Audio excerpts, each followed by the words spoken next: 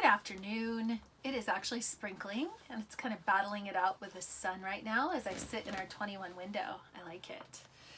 Chapter 12, Bull Whip. Campfires along the river lit their way back to town. Carrying their shoes, the two partners were stuffed full of sow-belly and beans, and between them they were richer by a thimble full of gold.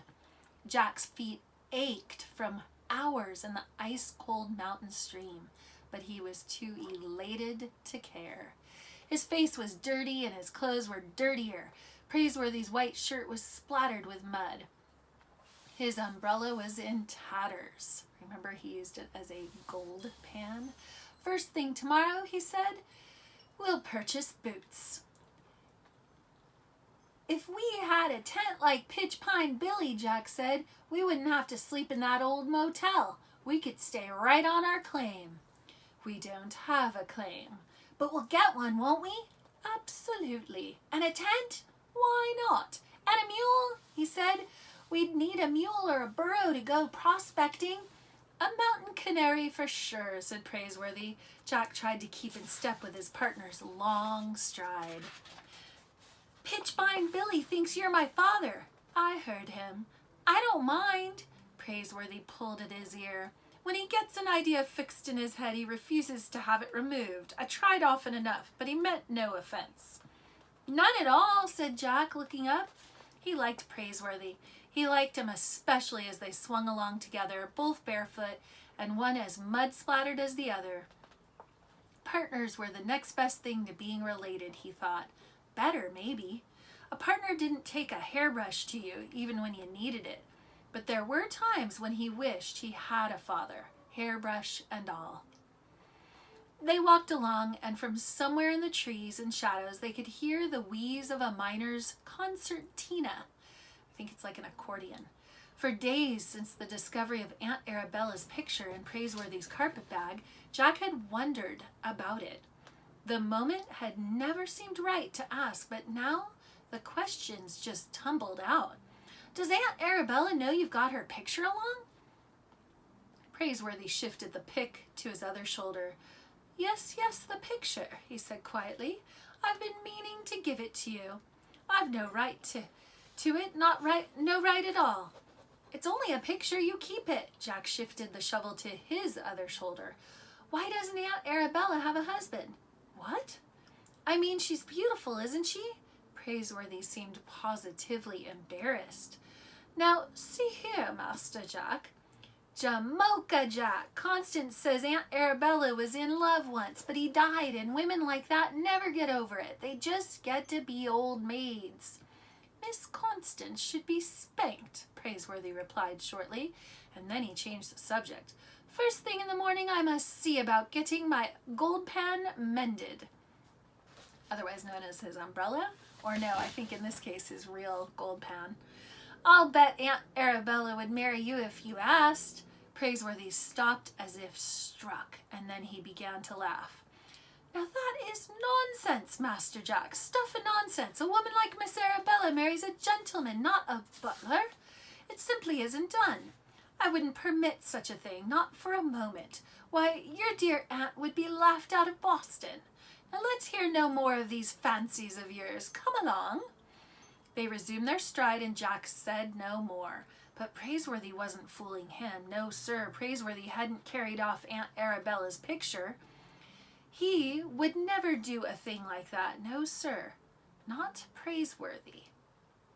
Aunt Arabella had given him the picture, Jack thought. Yes, sir, and the more he thought about it, the more it pleased him. Soon the coal oil lights of Hangtown could be seen through the trees. Praiseworthy stopped to put on his shoes, but Jack just carried his. As they came along the street, the men who sat and whittled stopped whittling. The standing and talking men stopped talking, and the coming and going men stopped coming and going. Jack had a sudden feeling that everyone was staring at them. What was wrong? Didn't they have their heads on straight? And then a voice said, There he is! That's him, all right.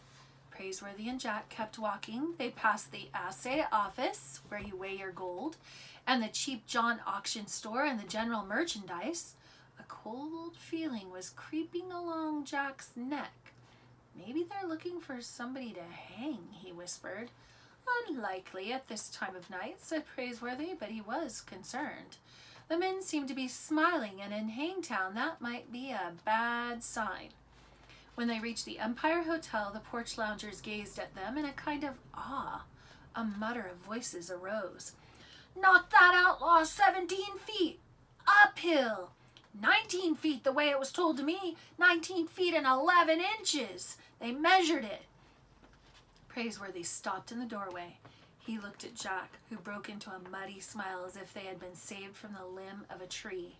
And then the butler turned, peering at the whiskered faces grinning in the yellow light from the hotel. A miner shifted the lump of chewing tobacco in his mouth and said, Stranger, you must have a fighting arm, like the butt end of a bullwhip. Pleased to have you in our town. So remember, Praiseworthy had his gold in his glove when he made that punch. Now he's a legend. Pleased to be here, Praiseworthy said, lowering the pick from his shoulder, but not under false colors. Gentlemen, allow me to explain. Hey, Bullwhip, where are you and the young'un from?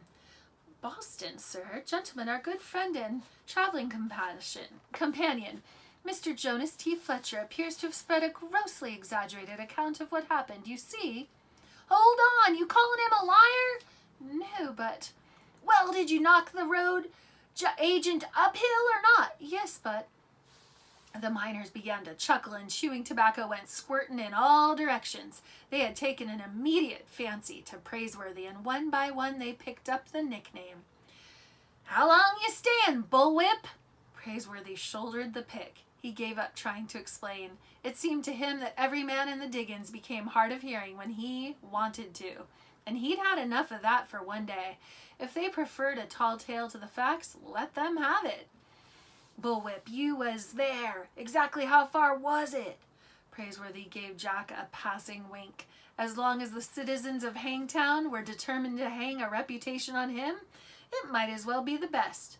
Gents, he said, from where I was standing, it looked 23 feet, at least. A miner swallowed his cud of tobacco. Oh, be joyful, he uttered. Come along, Jaboka Jack, said Praiseworthy, turning into the hotel. Jack felt a brand new smile reach across his face. Yes, sir, Bullwhip, he said. And that ends chapter 12.